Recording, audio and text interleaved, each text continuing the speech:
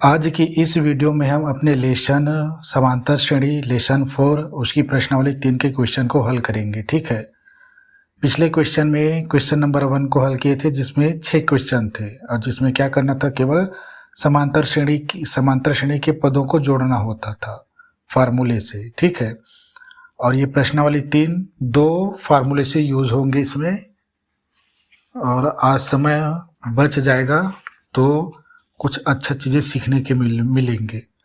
तो पहला फार्मूला क्या है, ये एस मतलब सम होता है। ठीक है, समांतर श्रेणी का योग एस एन कहलाता है। ठीक है, एन पदों की संख्या ए क्या है, प्रथम पद है, और डी सार्वंतर होता है। आज की इस वीडियो में हम इस चीज को ना उपयोग करेंगे आज, इसका ए एन का। देखो, ए एन को हमने एनवें पद में क्या किए थे, अंतिम पद माना था, अंतिम पद। ठीक है, अंतिम पद ही है ये। अब इसमें क्या है ना, एल का यूज करेंगे इस वीडियो में। ठीक है, अंतिम पद का। और इसमें क्या है, ए एल तो अंतिम पद दिया रहेगा एल, लेकिन हमें उसको मानना है ए एन, और ए एन का फुल फॉर्म ये है। ठीक है, तो प्रश्न में थोड़ा सा घुमावदार रहेगा, लिख दे रहेगा अंतिम पद एल बराबर इतने, तो हमें उसको एल को इसके बराबर में लेनी है। फिर हल करेंगे क्वेश्चन को, तो देखेंगे कैसे हल करेंगे। तो अभी दो क्वेश्चन कुछ इस प्रकार से इसमें कि हमें एनवा पद ज्ञात करनी है।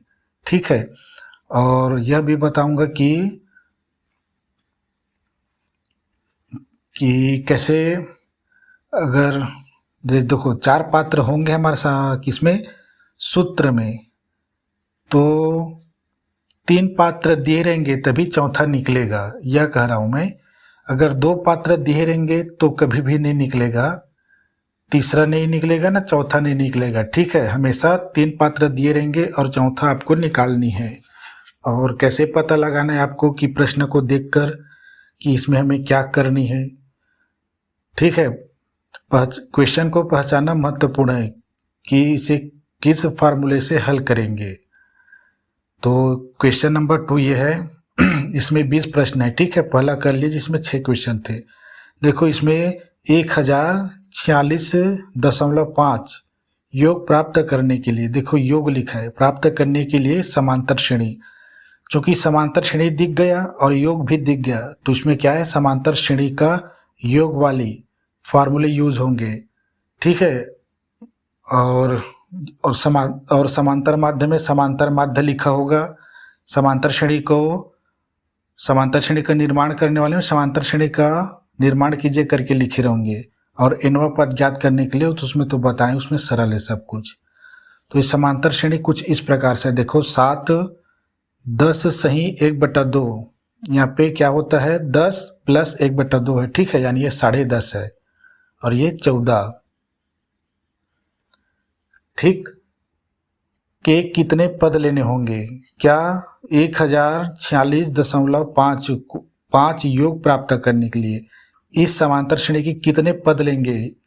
यहाँ पे केवल 3 पद दिया, 1 2 3, लेकिन ये और चलती जा रही कंटिन्यू। ठीक है, डॉट डॉट डॉट मतलब, तो इतना जोड़ने के लिए कितने और पद आएंगे, ये प्रथम से लेकर कितने पद लेंगे, मतलब n पदों की संख्या ज्ञात करनी हमें। तो देखो इसमें कितने पात्र दिए, हमेशा 4 पात्र ही होंगे, और हाँ हमेशा 4 ही पात्र पढ़ते आ रहे हैं, 4 ही पात्र रहेंगे। ठीक है, इनवा पद निकालने वाले सूत्र में भी और इसमें भी। तो लिखेंगे क्या इसमें, तो चूंकि समांतर श्रेणी में क्या होता है ना, हमेशा शुरू में यही लिखना कि माना कि प्रथम पद ए है और सार्वंतर डी है, तब ऐसे करके शुरुआत करनी होती है हमेशा। माना कि प्रथम पद ए और सार्वंतर डी है, तब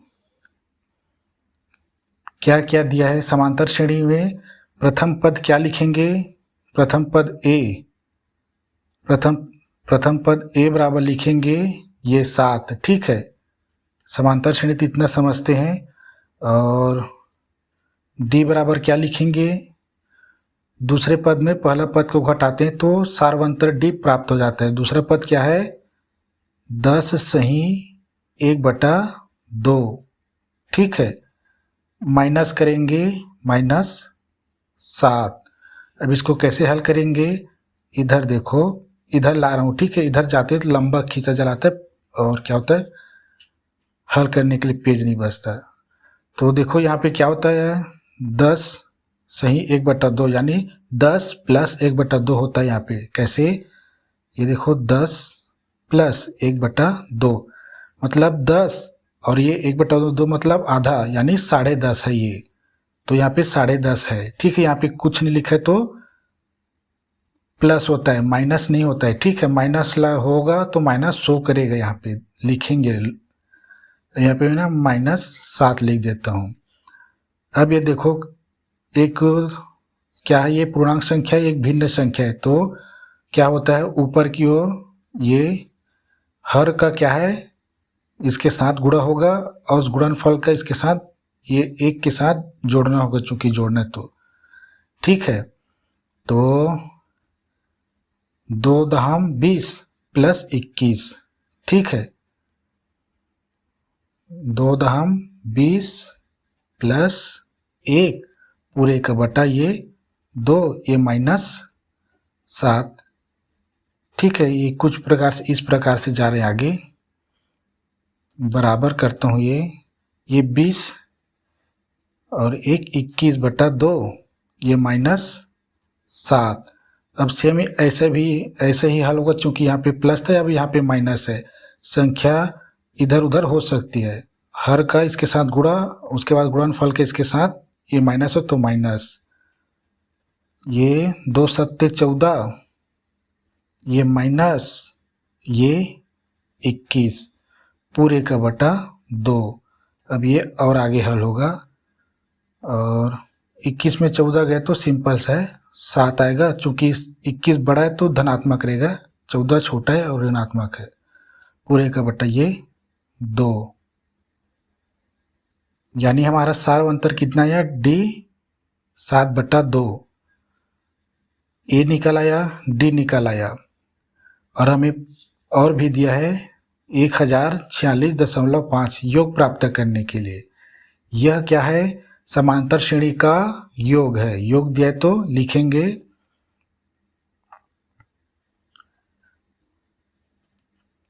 दिया है समांतर श्रेणी का योग। इसको कौन से एन से प्रदर्शित करते हैं। बराबर दिया है 1046.5। तो हमें कितने पद लेने होंगे, यानी इसको ज्ञात करेंगे। तब पदों की संख्या, तब पदों की संख्या को n से प्रेजेंट करते हैं, बराबर क्वेश्चन मार्क, इसको हमें ज्ञात करनी है, ठीक। ये 7 नहीं दिख रहा था क्या,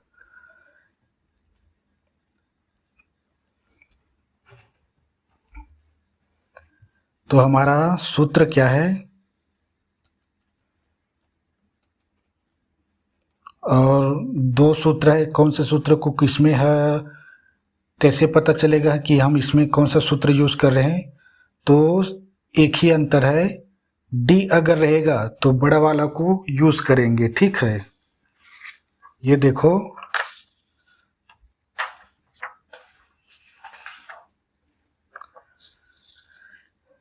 एक ही अंतर है। देखो दोनों में क्या करना है हमें, एन मतलब समांतर श्रेणी का योग दोनों में प्राप्त होता है। दोनों में n/2 होता है, ठीक है। लेकिन इसमें प्रथम प्लस अंतिम को जोड़ना होता है डायरेक्ट सीधा। ये इतने का सीधा अकेला यहाँ पे हो जाता है, ए बस यहाँ पे उतर आता है, ठीक है। डी है तो हमें इस फार्मूले को यूज करनी है, बड़ी वाली को। अगर एल है तो इसे, ठीक, एक ही अंतर है।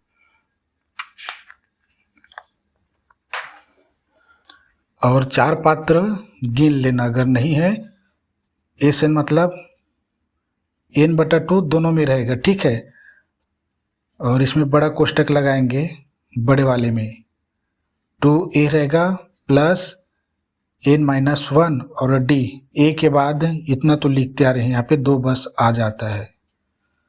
अब देखो यहाँ पे पहला पात्र n, दूसरा a, तीसरा और d चौथा, 4 पात्र है। हमें ये दिया है, देखो n नहीं दिया, इसको ज्ञात करेंगे। देखो a दिया है हमें 7 दिया है, d दिया है हमें, d 7/2 दिया है, ठीक। तो में मान रखने पर, ठीक है, में मान रखने पर इसमें मान रखते हैं। हमें पहला, दूसरा और तीसरा दिया है। यहाँ पे जो n है वहाँ, यहाँ पर भी दोनों एक ही जगह है, ठीक है। यहाँ पे 1 रहेगा तो यहाँ पर भी 1 रहेगा, यानी n की वैल्यू यहाँ पर भी वही लगाएंगे, n की वैल्यू यहाँ पर भी वही लगाएंगे, ठीक है। 2n रहेगा हमेशा। तो सूत्र में फुट करते एस एन दिया है 1046.5, एन हमें नहीं दिया, इसको ही ज्ञात करेंगे बटा 2, बड़ा कोष्टक लगाएंगे अभी 2, ए इसके साथ गुणा है तो गुणा लगाएंगे, ए बराबर दिया है ये देखो 7 प्लस एन नहीं दिया, ठीक है। यहाँ पे नहीं है तो यहाँ पर भी नहीं रहेगा, n-1 ही रहेगा, ठीक। ये दोनों एक साथ हैं, ठीक है।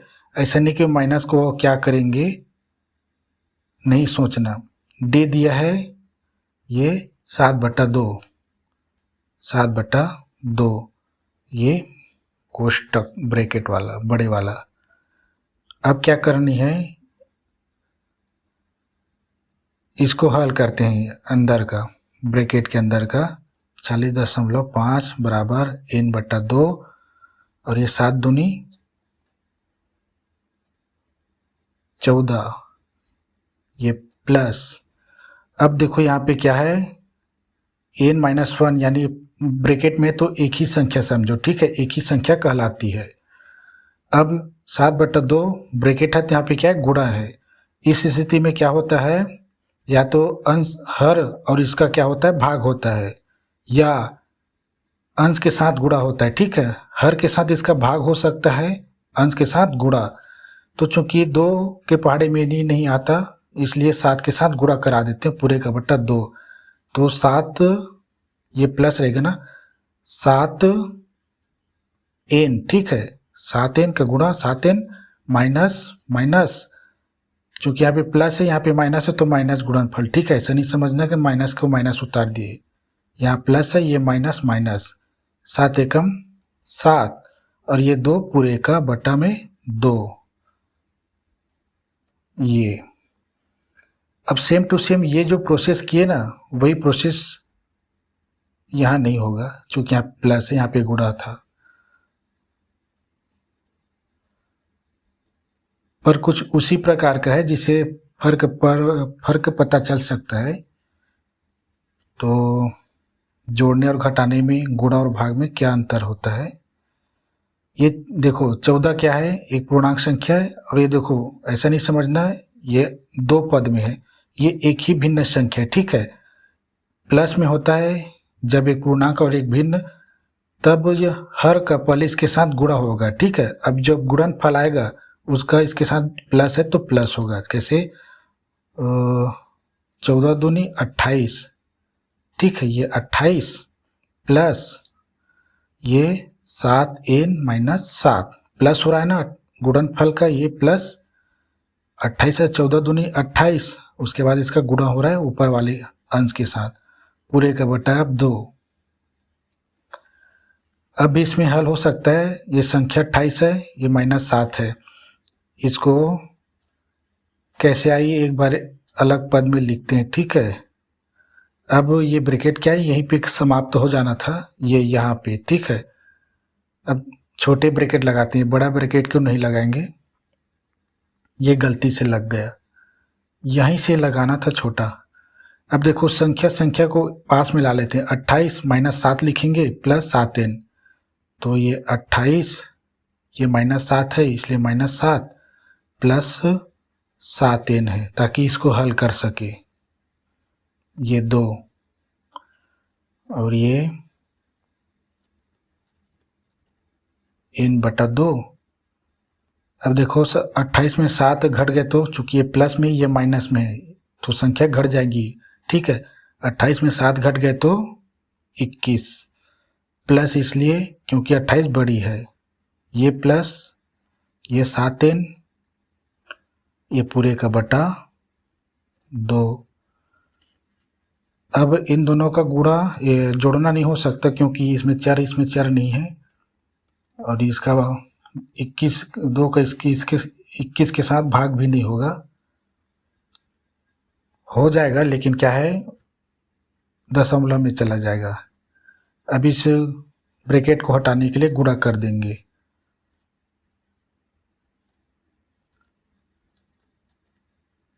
n बटा 2 ब्रैकेट के स्थान पे गुणा 21 प्लस 7n पूरे का बटा 2। ठीक, थोड़ा समझना, पास पास में हो गया, थोड़ा दूर में लिख देता हूँ। अब इस स्थिति में क्या होता है, दोनों भिन्न संख्या, ठीक है, दो ही भिन्न है, ये पूरा एक ही भिन्न है, ठीक है, ये पूरा एक ही भिन्न है। जब ये n का वैल्यू निकल आएगा ना तो ये पूरा एक ही भिन्न बन जाएगा।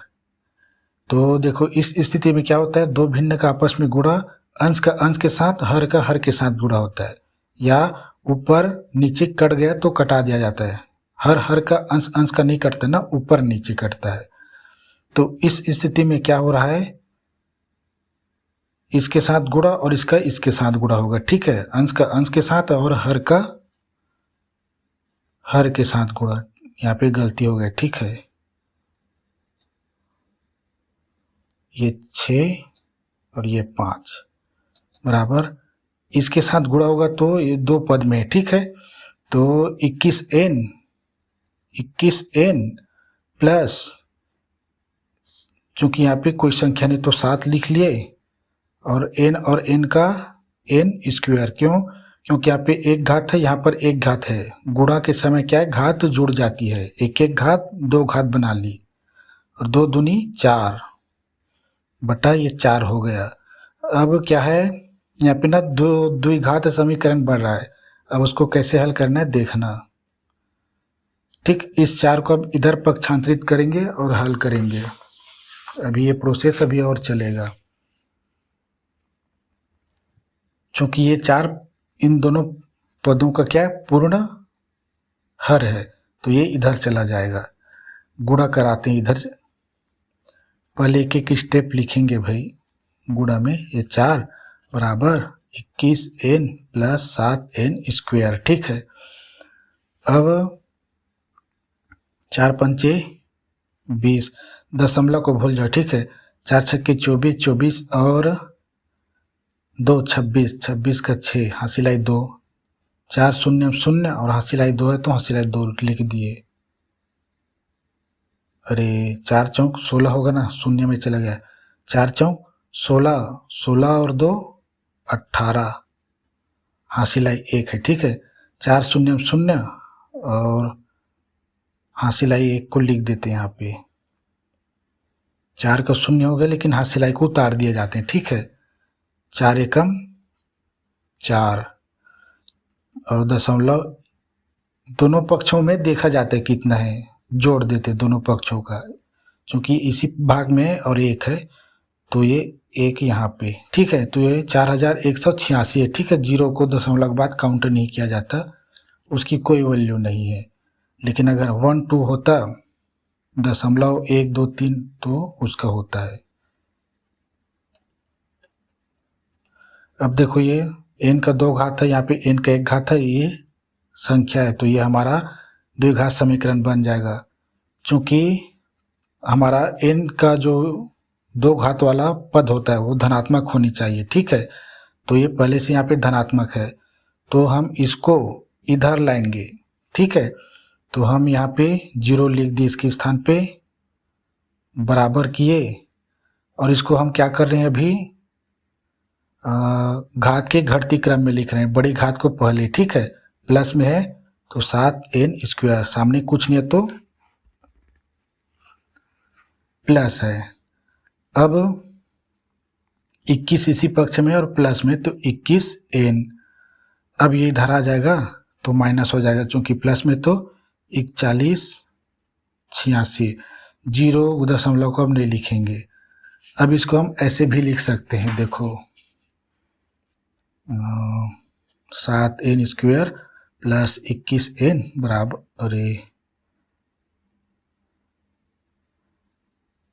ये माइनस है, ठीक है, ये माइनस 4186 बराबर 0। अब देखो ये 4186 बहुत बड़ी है हमारे सी की। ये क्या है, ए बी और सी मानक समीकरण, द्विघात समीकरण का। और ये क्या है हमारा, यहीं पे लिख देता हूँ, ये हमारा द्विघात समीकरण है। इसको हल करने का विधि लेसन 3 में 3 तरह से हल कर सकते हैं, ठीक है। अभी ये एक कार्य बचा यहाँ पे, ये जो बड़ी संख्या है सी के वैल्यू, इसका क्या जब हम संभावित गुणनखंड निकालेंगे तो बहुत बड़ा हल करना पड़ेगा। तो हम ये देख रहे हैं कि ये 7 से निकालेंगे तो 7 से 21 में चला जाएगा और ये 7 से चला जाता है, ठीक है। तो हम 7 का क्या ले रहे हैं, उभयनिष्ठ। उभयनिष्ठ निकाल दिए, 7n² किए, उभयनिष्ठ से ही भाग दे दो।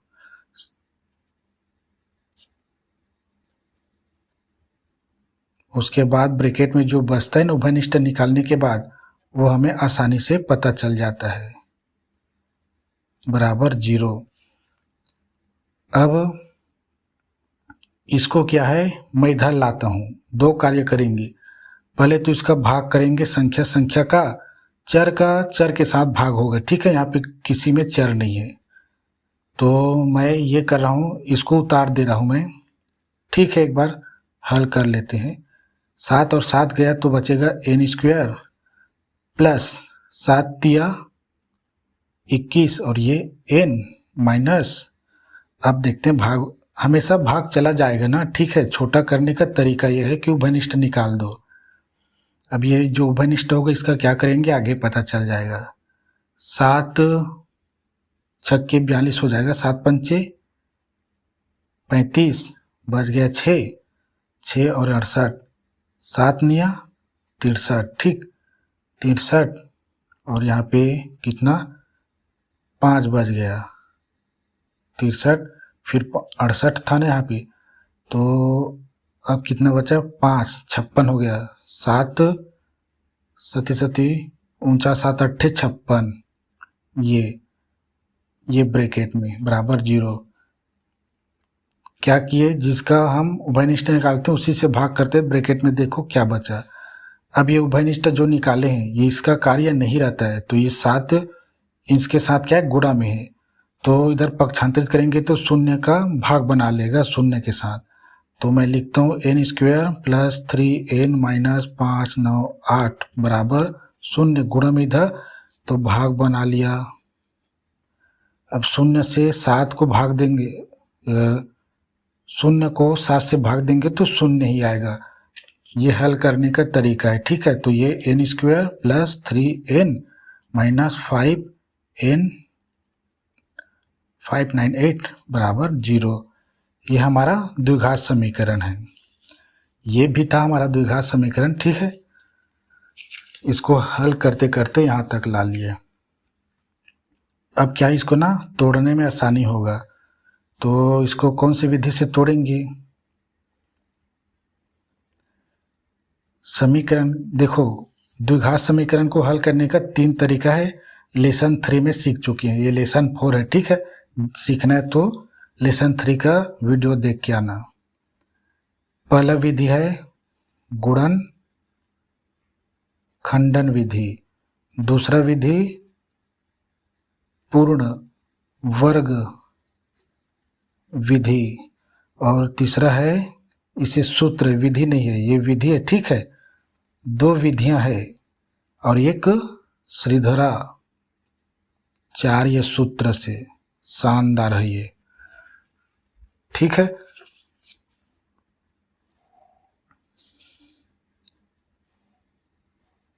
ये पूर्ण क्या है, ये द्विघात समीकरण है। द्विघात समीकरण में दो अंतिम घात दो होती है, ठीक है, और उसके बाद एक घात होती है, उसके बाद 0 घात वाले होते हैं। तो इसको कैसे हल करेंगे, फटाफट करते हैं, आधा घंटा तो इसी में चला गया। समीकरण का द्विघात समीकरण की मानक रूप ax² plus bx plus c से तुलना करने पर, ठीक है। a बराबर क्या दिया है, यहाँ पे कुछ नहीं है, तो देखो ये इसी लेसन में और हल कर चुके द्विघात समीकरण को, ठीक है, गुणनखंड विधि से। ये प्रथम पद है a से, मध्य पद b से, और ये अंतिम पद c से। a बराबर 1, ठीक, b बराबर यहाँ पे +3 है, यहाँ पर ये c बराबर -598 598। ac का गुणा कितना, प्रथम 1 गुणा में हमेशा माइनस को ब्रैकेट में लेते हैं, बराबर माइनस ही आएगा, ठीक है, 5 9 8। संभावित गुणनखंड निकालने के लिए क्या करते हैं, बड़ी संख्या के रूप में इसको ही ले लेते हैं, ठीक है, छोटी संख्या में 1। और कौन सा फार्मूला यूज होगा, जो मैं बताते आ रहा हूँ, जो मैंने ही बनाया उसको, गुणनखंड संभावित गुणनखंड निकालने के लिए। तो ये क्या माइनस वाली है ना, तो AC ये माइनस वाला है, ये -b, ये +b, ठीक है, और माइनस वाला है, AC का गुणनफल माइनस में है, ठीक है। ये मध्य पद है, मध्य पद को देखना है माइनस में है या प्लस में। हमारा मध्य पद किस में है, देखो प्लस में है, तो हम प्लस वाले लेंगे। तो ये चूंकि मध्य पद प्लस में, तो बड़ी संख्या को प्लस में लेंगे, ठीक। और चूंकि ये ऋणात्मक है AC का गुणनफल, तो एक ऋण चिन्ह होता है, एक धन चिन्ह होता है, ठीक है। ये ऋणात्मक है, बड़ी संख्या इसका ऋणात्मक लेंगे, लेकिन छोटी धन लेंगे, ठीक।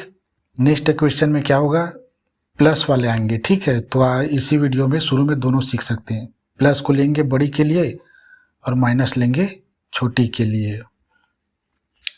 अब यहाँ पर मैं आपको यही बता सकता हूँ, बहुत बड़ी है, तो संभावित गुणनखंड क्या करेंगे, करना क्या होता है कि गुणनखंड निकालेंगे जिनका जोड़ने या घटाने से मध्य पद हमारे b के बराबर आए। 3 आनी चाहिए, लेकिन दोनों को गुणा कराएंगे तो -598 आनी चाहिए, ठीक है। तो ये बराबर में -598 है, ठीक। अब देखो ये 598 क्या, लगभग 600 के आसपास है। और मैं इतना ही बोल सकता हूँ कि जब 150 के अंदर हो तो ना 1 2 से ही शुरू करना। जब 150 से 300 के बीच होना, तो आप 10 से 15 के बीच शुरू करना। और जब 400 के उस पार है ना, तो 20 से शुरू करना, ठीक है। तो ये 400 के उस पार है, बहुत बड़ा है, तो हम सीधा -20 करते हैं। अब इसका करते हैं भाग गुणनखंड निकालने के लिए। तो ये 20 से नहीं जाएगा, क्यों, इसमें 0 है। और ये 21 से भी नहीं जाएगा, मैं करके देख चुका हूँ। और ये 22 से भी नहीं जाएगा, ठीक है। ये सीधा 23 से जाएगा, ठीक है। 23 दूनी कितना होता है, 46। 23 दूनी 46, यहाँ पे 46 से 59 में चला जाएगा तो कितना बचेगा, 6 9 13 बचेगा, 138। और 46 छक्के 168 होता है, ठीक है। तो 26, ठीक। चूंकि ये बड़ी है तो ये प्लस, और इन दोनों का जब हम गुणा कराएंगे तो इतना ही आएगा, ये क्योंकि ये प्लस में ये माइनस में है, तो ये -5 9 8। ठीक है, इतना ही समझना कि अगर बड़ी है, छोटी तो हमें निकाल के बताता हूँ। ठीक है, यहाँ पे मैंने खाली इसलिए छोड़ दिया क्योंकि इसका भाग ही नहीं जाता है इनका। ठीक है, तो 20 से शुरू करना, ये बताया मैं, बड़ा है तो। और देखो 23 से बच जाएगा ये। और भी जाता है, लेकिन इन दोनों का योग कितना है दिखाता हूँ मैं। ये प्लस है, +26 गुणा को भूल जाओ, -23 बराबर, देखो ये प्लस है, ये एक माइनस है, संख्या घट जाएगी। 26 में 23 गए तो बचेगा 3, लेकिन बढ़िया है तो प्लस लगेगा। और हमारा देखो +3 है मध्य पद। ठीक है, तो यही गुणन संभावित गुणनखंड जो है हल होगा। ठीक है, हल करेंगे, इसमें n जोड़ देते हैं, +26n -23n बराबर +3n। देखो +3 के स्थान पे अब +26n -23n रखेंगे, तो अतः करके लिखेंगे। पहला पद क्या है, n²। अब प्लस लिखेंगे, +3n को अब नहीं, छोड़ दो इसको। ठीक है, क्योंकि यहाँ पे +3n के स्थान पे इतने को भरना है हमें, तो मैं भरता हूँ। प्लस ये क्या है, 26n -23n, और ये -598 बराबर 0।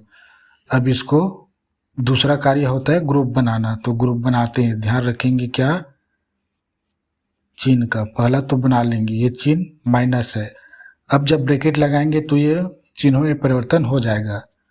23n माइनस है तो ये प्लस हो जाएगा, प्लस होता तो माइनस हो जाता। 5 9 8 बराबर 0। अब ये देखो फिर वही कार्य करेंगे, एक ही प्रश्न, बहुत टाइम हो गया जी, फटाफट हल करके देते हैं। और यहाँ पे n निकालेंगे। ठीक है, यहाँ पे एक n है, इस छोटी है, देखो इसके पहाड़े में n² आता है, इसलिए ये छोटी n को निकाले, और n² n प्लस ये 26n बटा n -23 के पहाड़े में तो ये आता है 598। ठीक है, तो 23 को निकाल के छोटी को देखते हैं, छोटी के पहाड़े में बड़ी आती है कि नहीं। अगर आती है तो छोटी को ही निकाला जाता है। ठीक है, यहाँ पे n है, यहाँ पे n नहीं है, तो ये 2 3n बटा n है। ठीक है, प्लस 5 9 8 और ये 23। थोड़ा सा गड़बड़ होता है और आज ज़्यादा हो रहा है। ये देखो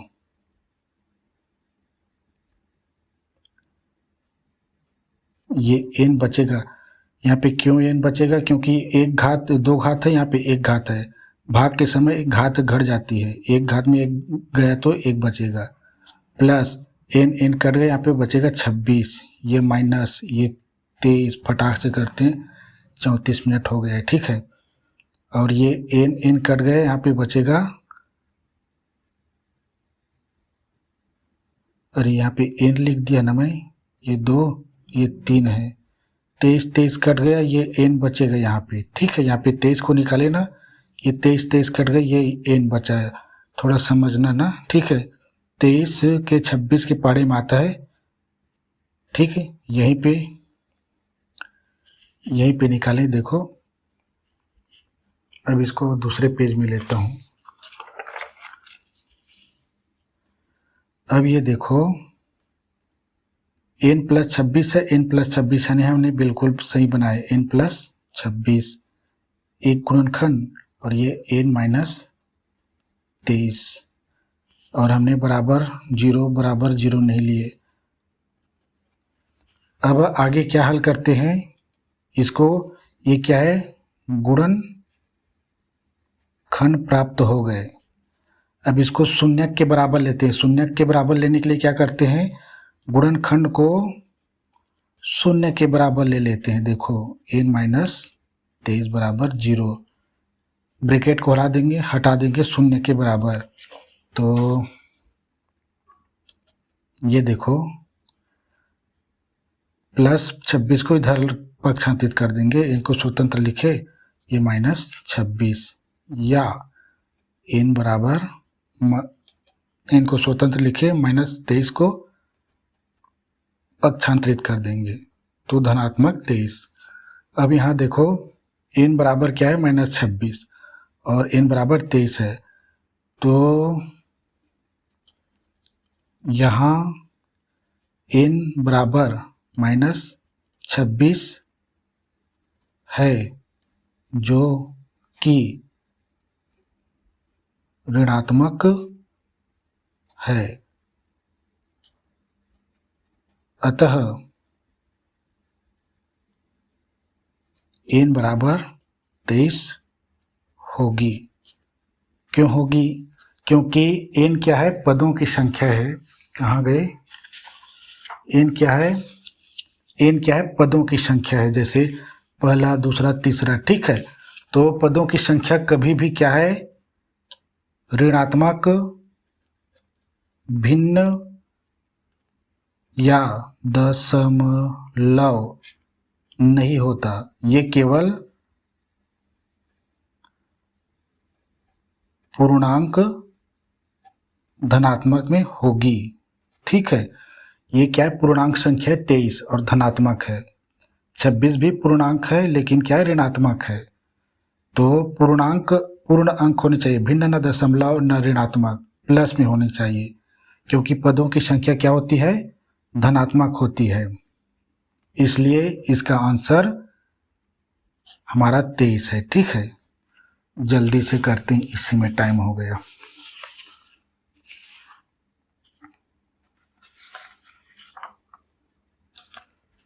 सेम टू सेम ऐसा ही एक और प्रश्न है, इसमें भी क्या है, द्विघात समीकरण बनेंगे।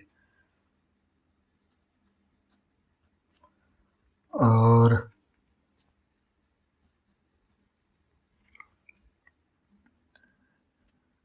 देखो ये हमारा तीसरा क्वेश्चन है, ठीक है।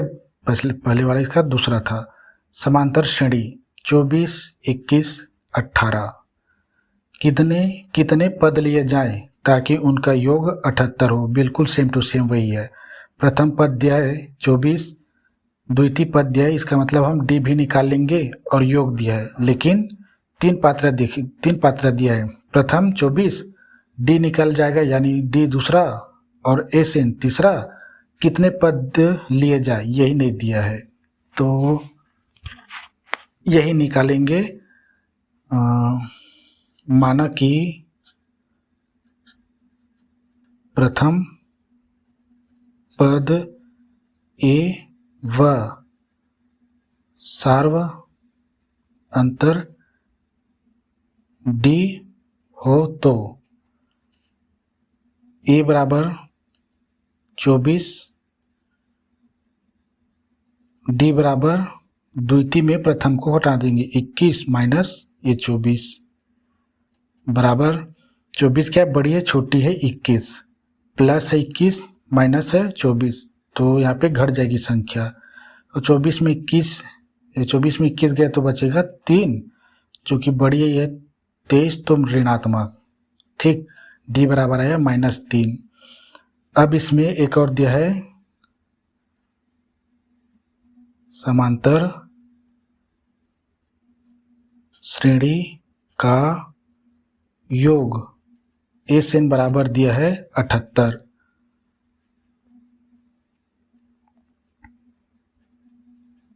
लेकिन कितने पद लिए जाए, कितने पद पूछा है, मतलब पदों की संख्या पूछा है।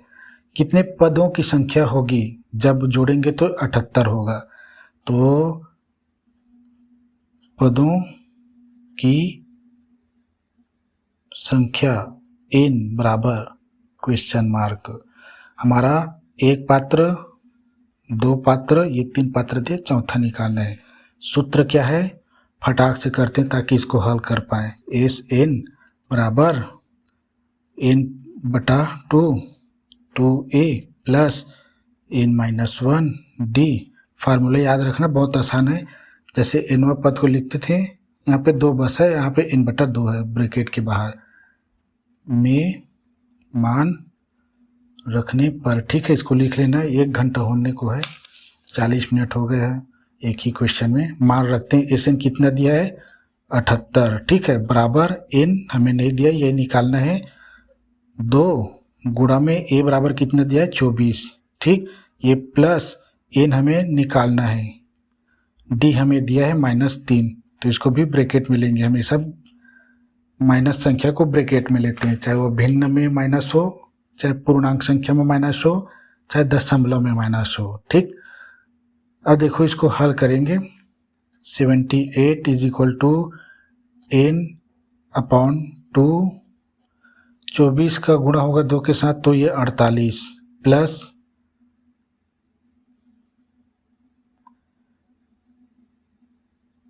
यहीं से सीधा एक कदम चलेंगे, -3 और n का होगा तो -3n, माइनस और माइनस प्लस 3 एकम 3।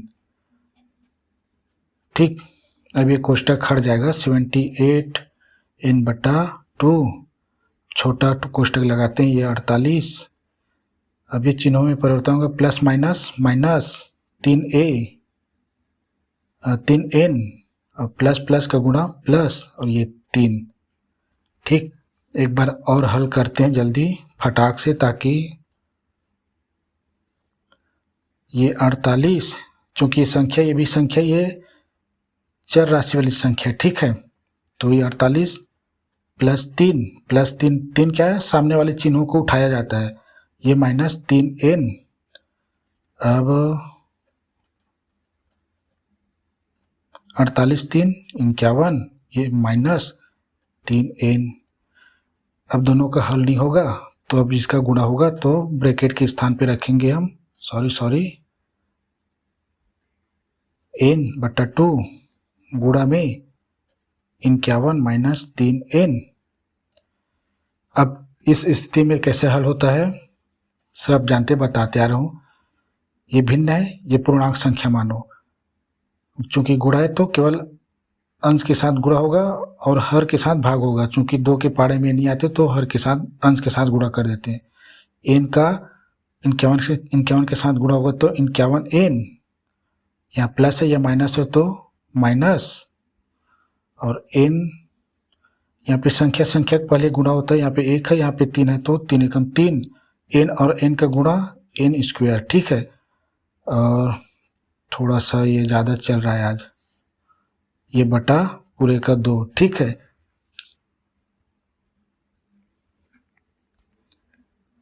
ज़्यादा चल रहा है, पिछला क्वेश्चन में भी हुआ था ये। और अब देखो ये पूरे का 2 है तो इधर पक्षांतरित हो जाएंगे, तो 78 × 2 is equal to 51n - 3n²। ये भी क्या हमारा द्विघात समीकरण बनने के लिए रेडी है। 2 8 16 16 6 हासिल आई 1, 2 7 14 14 1 15 बराबर 51n - 3n²। और मैं बताते आ रहा हूँ, जो n² वाली पद है वो ऋणात्मक नहीं होनी चाहिए। इसका तात्पर्य है ये माइनस में, तो हम इधर पक्षांतरित कर देंगे। देखो 3n² प्लस हुआ, इस 56 की ओर पक्षांतरित करें। ठीक है, माइनस है, ये इधर आके प्लस हो गया। अब 51 प्लस 51 है ना, तो ये -51n हो गया। ये 156 इसी पक्ष में है तो ये प्लस में है, तो 156, चूंकि ये पूरी इधर आ गई है तो इधर 0। अब इसको एक और पेज में लेते हैं, और इसमें भी देखो छोटी करने के लिए 3 का ले सकते हैं हम। 3 का क्या लिया मैं, उभयनिष्ठ ले लिया। ठीक है, अब मैं ना डायरेक्ट लिख रहा हूँ। ठीक है, अगर आप इस पिछले वीडियो में देखे थे, पिछले प्रश्न में, टाइम नहीं ना हमारे पास, ये बचेगा, यहाँ पे 3 निकल गया तो n², ये माइनस 3 से भाग देंगे 51 को तो 17। ठीक, क्योंकि 17 से 51 होता है। ठीक है, ये n का n प्लस 3 पंचे 15 और 3 दूनी 6, ये ब्रैकेट बराबर 0, N square minus 17n plus छोटी हो गई, छोटी को हम बड़ा आसानी से बटा 2 बटा 3, इस 3 को हम इधर पक्षांतरित कर दिए, चूँकि गुणा में इधर आके भाग बना लिया। अब इसका डायरेक्ट हल लिखते हैं, N square minus 17n plus 5 बराबर 0 को किसी भी संख्या से भाग दो 0 होता है। ये हमारा द्विघात समीकरण है। अब इसको ना समीकरण को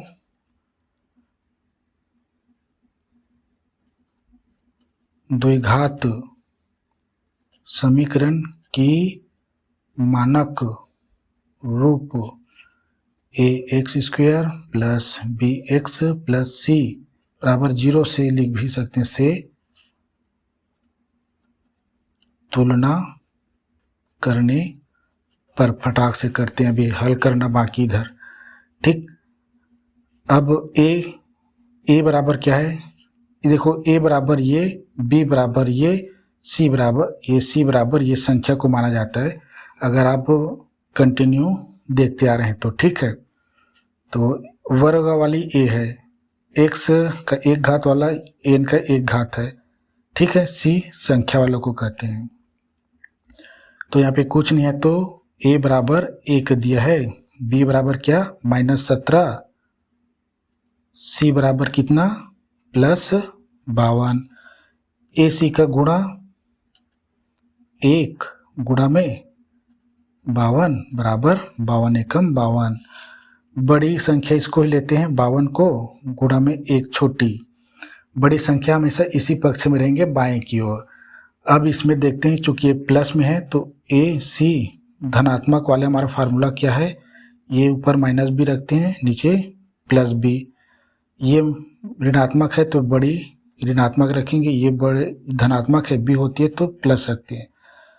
बड़ी को कैसे चुनेंगे, मध्य पद के चिन्ह से, हमारा मध्य पद कौन सा है, ऋणात्मक है। ठीक है, और ये हमारा एसी का गुणनफल धनात्मक में है तो ये चुनेंगे, बड़ी संख्या ऋणात्मक लेंगे, यानी 52 को ऋणात्मक रख लिए।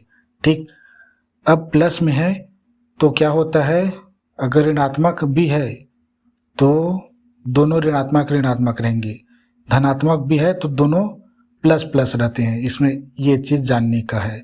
ठीक है, आज ये दोनों मेरे बनाए हुए दोनों फार्मूले आपको पता चल गए, इसका बहुत यूज किया हमने बहुपद में द्विघात समीकरण को हल करने में बहुत ज़्यादा। ये प्लस में रहेंगे, अरे ये दोनों ऋणात्मक रहेंगे। ठीक है, ये दोनों ऋणात्मक रहेंगे, माइनस बी है ना हमारा मध्य पद, माइनस बी है, देखो -17 यहाँ पे, तो देखो माइनस और माइनस का गुणा होता है तो धनात्मक चिन्ह लाते हैं, और ये 2 से चला जाएगा। ठीक है, -2, 2 दूनी 1 बच गया 6, दोनों का माइनस माइनस का होगा क्या, -26 2 28 हो जाएगा, हमें लानी है 17, -3 3 एकम और 2 बच जाएगा, ये 3 से नहीं जाएगा। ठीक है, 4 से 4 एकम 4 एकम और 1 बच जाएगा 4 3, हाँ 4 एकम 1 बच गया और 4 तिया 12, ये भी ऋणात्मक। अब देखो ऋण और ऋण 17 हो जाएंगे, 13 4 17, कैसे, ये दोनों का गुणा कितना होगा 52, और ये देखो ऋण 13 ऋण 4 बराबर 17 जी 17। ठीक है, ऋणात्मक 17 है। ठीक है, ये चूँकि ऋण संख्या जुड़ जाती है आपस में, लेकिन चिन्ह ऋणात्मक लगता है। अब इसमें हम n जोड़ देते हैं, 13n माइनस 4n बराबर -17n। अब देखो -17n है, यहाँ पर भी -17n है। अब इस -17n के स्थान पे हम पूरे को रखेंगे, -13n -4n, फटाक से करते हैं। अतः n स्क्वायर पहला पद उतारे, अब ये -13 को लिखिए -13n और -4n और अंतिम पद +52 दिया है, ठीक है, +5 2 = 0। मध्य पद टूट गया, ठीक है। अब इन दोनों का मध्य पद तोड़ने के बाद क्या है, ग्रुप बनाएंगे, n² -13n, ये माइनस है। चूंकि ये देखो ये माइनस है ना, प्लस होता तो हमें ध्यान नहीं देते। अब चिन्हों में परिवर्तन होगा, 4n हमेशा नहीं होगा ना, अगर प्लस है तो नहीं होगा, ऋण होता है तभी होता है। ये प्लस है तो माइनस हो जाएगा, ये 52 = 0। यही से चेक कर सकते हो, यहाँ पर ऋण है, यहाँ पर ऋण है। अगर प्लस है एक तरफ ऋण है तो आपका क्वेश्चन गलत है, हल करना गलत है, ठीक है, आंसर। तो आगे बढ़ें, यहाँ n छोटी है, इस n के पहाड़े में n² आता है, यहाँ पे कोई संख्या नहीं समझो तो n निकलेगा, n² n -13n/n, ये माइनस 4 छोटी है, 52 बड़ी है, 4 के पहाड़े में 52 आता है तो हाँ भाई 13 बार में आता है, यहाँ पर निकाले है ना, 4 13 चौक 52, ठीक, हमेशा निकल जाएगा ना, यही देखना है हमें। और ये पिछला वाला हमेशा यहीं से निकलेगा, यहीं से, ठीक है, देखते रहना। तो 4 निकलेगा, n तो नहीं दिया है तो केवल 4 निकलेगा, 4n बटा इसी से भाग दे देते हैं, 52/4 = 0। अब ब्रैकेट में क्या बचेगा पता चल जाएगा, यहाँ पे 2 घात है, यहाँ पे 1 घात है, भाग हो रहे तो 1 घात घट जाएंगे तो n minus minus n cut गया, ये 13, ये -4। अब इसको ब्रैकेट खोल लेते हैं, n कट गया, नहीं जी, ये 4 है, ये n है, ये 4 है, 4 4 कट गया, n बचेगा, ठीक है, ये -13 बार में जाएगा, पता ही हमको, = 0। देखो n -13 है, n -13 हम बिल्कुल सही बना रहे हैं, ठीक है, चेक करने का यही तरीका है। और n -13 ये हमारा पहला क्या बोलते हैं इसको, गुणनखंड, और दूसरा n -4 = 0। अब ये क्या हमारा गुणनखंड, ये क्या हमारा गुणनखंड प्राप्त हुआ द्विघात समीकरण का। अब इसको 0 के बराबर ले लेंगे तो n -13 = 0, 0 के बराबर क्यों ले लिए, ताकि n की वैल्यू निकाल आए। या अब इसको लेते हैं n -4 = 0 और -13 इसको पक्षांतरित कर देंगे, n को स्वतंत्र लिखिए, इसका मान निकालना है, और ये 13, ठीक है, +13, या n को स्वतंत्र लिखे, बराबर किए, -4 है उसको इधर ला दिए 0 की ओर, तो 4। तो आप देख रहे हैं कि आंसर n = 13 या 4 है, ठीक है, हमारा बिल्कुल आंसर सही है। और कौन सा प्रश्न था, सेम टू सेम दोनों प्रश्न एक समान था, सीखने के लिए कुछ था इसलिए दोनों को एक साथ करा दिया। मैं सोच रहा था होमवर्क दे दूं इसको, ठीक है, लेकिन इसमें क्या है ना, द्विघात समीकरण बनेंगे, इसको हल करना थोड़ा कठिन था, ठीक है। ये वाला तो सरल था, पहला वाला जो 551 आए थे ना, 1000, वो वाला थोड़ा कठिन था। तो ठीक है, अभी क्या है 54 मिनट हुए, एक और क्वेश्चन देखते छोटा सा। अब जब प्रश्न देखेंगे ना, उसमें ना हमें सीखने को मिलेगा कि उन दोनों फार्मूले में से कैसे यूज करेंगे अलग अलग तरीके से। तो ये चौथा है, हल करके बताता हूँ फटाक से। देखो किसी समांतर श्रेणी का प्रथम पद a दे दिया है, देखो अंतिम पद 11 और योग 36 है। अब जब योग 36 लिखा है, योग लिखा है और समांतर श्रेणी है, तो आपको SN वाली फार्मूला सोचनी है, ठीक है। और चूंकि यहाँ पे अंतिम पद दे दिया है तो कौन से फार्मूला सोचनी है, अंतिम मतलब सेकेंड फार्मूले को, ये L मतलब अंतिम है, A मतलब प्रथम है, ठीक है। अब आपको यही प्रश्न सोचनी है, आंसर, ठीक। और हमेशा नहीं सोचने, मैं अभी और क्वेश्चन दिखाऊंगा, अंतिम पद तो दिया रहेगा लेकिन फिर भी ये क्वेश्चन, ये जो फार्मूला है ये यूज नहीं होगा। तो इसमें देखते हैं पदों की संख्या ज्ञात करनी है, यानी n। इसका तात्पर्य है कि और सारवंतर d ज्ञात कीजिए।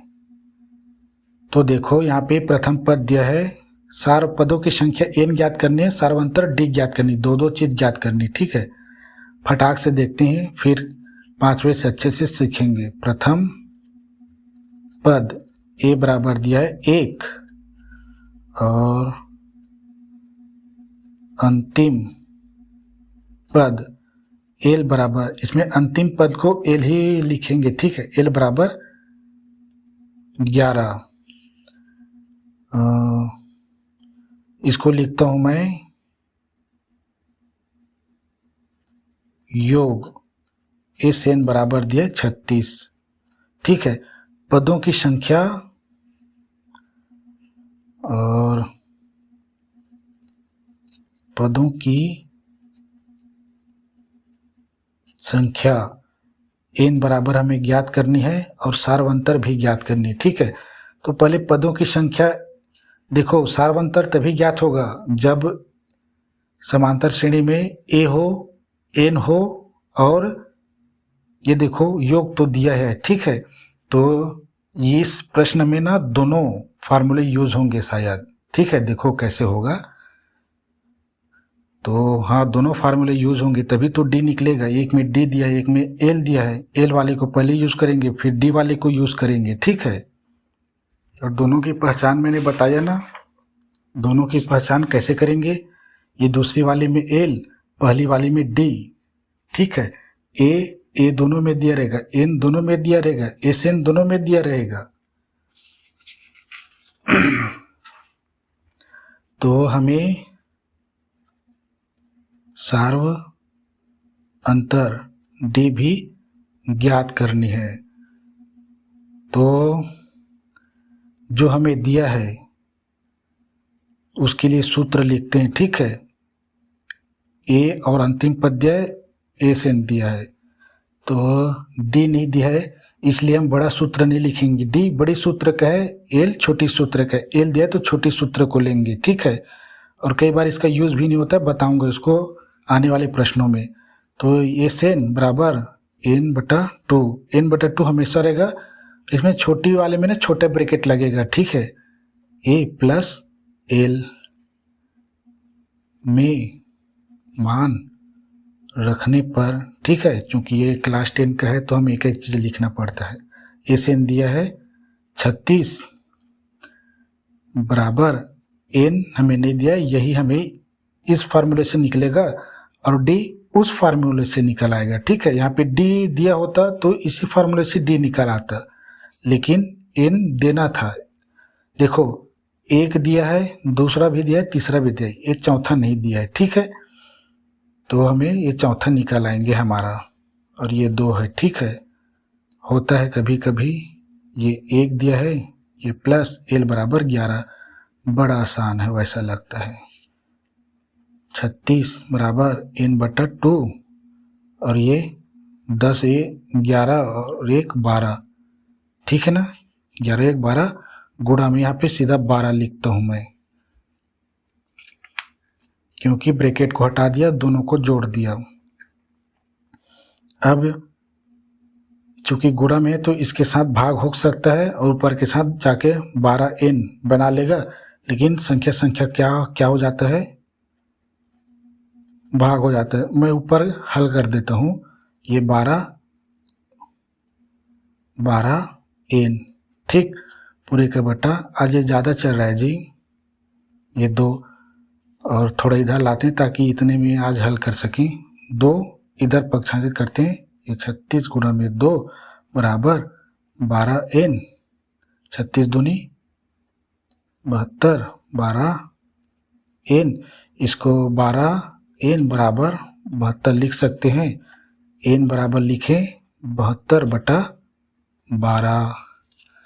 ठीक, तो इसका आंसर कितना आएगा, n बराबर 12 पंचे 60, 12 छक्के 72। तो पदों की संख्या निकल आई 72। ठीक है, लास्ट में आप लिखना अतः पदों की संख्या 6 है और सारवंतर डी निकालें, उसको भी लिख लेना। ठीक, अब ये क्या है, आप लाइन से लिखना ना। ठीक है, इसको आप इसको लाइन से लिखना ताकि इसने पेज में, ताकि हल करते हो ये मेरे लिए ना पेज वो बन जाता है, शॉर्ट नोट। अब सार्व अंतर डी ज्ञात करने हेतु डी वाले फार्मूला को यूज करते हैं, बताऊंगा नहीं, बता चुका हूँ। एस एन बराबर एन हमें अभी ज्ञात कर लिए। ठीक है, 2a हमें दिया है, एन माइनस 1, एन हमें यहाँ पे एन समान है। ठीक है, डी हमने ज्ञात करनी है। ठीक है, चूंकि ऊपर में दिया है तो यहाँ पे लिखने की जरूरत नहीं है। सार्वंतर डी ज्ञात करनी हो तो ए बराबर ये, बी बराबर ये, सी बराबर ये नहीं लिखना। या लिखना है तो लिख लो। ए बराबर कितना दिया है, 1। डी हमें ज्ञात करनी है, डी हमें ज्ञात करनी है। एस एन दिया है 36 और एन बराबर दिया है हमारा 6। ठीक है, आप लिख भी सकते हो, लिखने की भी जरूरत नहीं है, फार्मूले को फुट करते हैं। एस एन बराबर कितना दिया है 36 और ये एन बराबर दिया है, हमने निकाले हैं 6/2, 2 गुणा में 1 दिया है ए प्लस एन 6 दिया है -1, डी हमें ज्ञात करनी है। ठीक है, फटाक से करता हूँ, घंटा भर हो गया है। 36 बराबर ये 3 हो गया, 2 से कट गए तो, और यहीं पे इसको हल कर देंगे। 2 एकम 2 और प्लस 6 में 1 घट गया तो 5, चूंकि डी के साथ गुणा में तो डी 5D। ठीक है, अब 36, चूंकि दोनों गुणा में गुणा करा देते हैं। ठीक है, 3 दूनी 6 प्लस 3 पंचे 15D। अब ये प्लस 6 ना इधर आ जाएगा। ठीक है, क्योंकि संख्या ये भी संख्या है, -6, क्योंकि ये प्लस है, ये प्लस 15 है तो 15D। अब बड़ा आसान सा दिख रहा है, देखो ये 30 हो गया।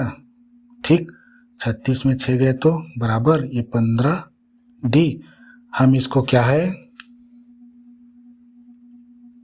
15D बराबर 30 भी लिख सकते हैं, उल्टा पुल्टा। अब ये D बराबर लिखते हैं 30/15 और D बराबर आया 2 और यही हमारा आंसर है। तो हमें पूछा क्या क्या गया था, पदों की संख्या और सार्वंतर D। हमने n, चूंकि n क्या है, इन दोनों फार्मूला में n दिया है, देखो एक साथ देखो इन दोनों फार्मूला को। एस एन दिया है, n/2 दोनों में दिया है, यानी दोनों में एस एन और n दिया है।